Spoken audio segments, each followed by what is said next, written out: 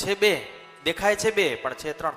બસ આ જ ગંગા જમના સરસ્વતી છે બે,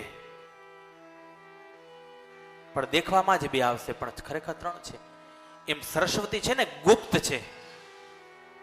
ઘણીવાર કોઈ વ્યક્તિ મૌન બેઠો હોય ને તો આપણે એને સામાન્યમાં લઈ લઈએ છીએ, પણ સરસ્વતી હોય ને એ તો અંદરથી નીકળે તે જ ખબર પડે.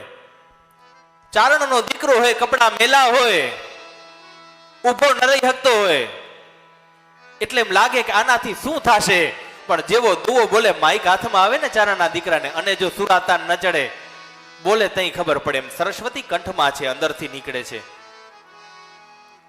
એટલે સરસ્વતી ગુપ્ત છે, પણ જ્યારે એ સરસ્વતી નીકળે ને તઈ જ માણસને, એના કાંઈ ઉપર બોર્ડ થોડા લાગેલો હોય, એ તો જે નીકળે તઈ જ ખબર પડે કે માં સરસ્વતી કેને કહેવાય.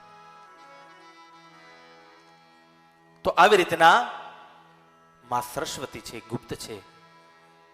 એમ જડભરત હતા, એને પોતાના જ્ઞાનને ગુપ્ત રાખ્યું અને જાહેર કર્યું, ત્યારે જે જગતને ખબર પડી. એ રાજાને કહે છે ને, તું તો એક સામાન્ય નગરનો રાજા છો, પણ હું તો ભરત છું.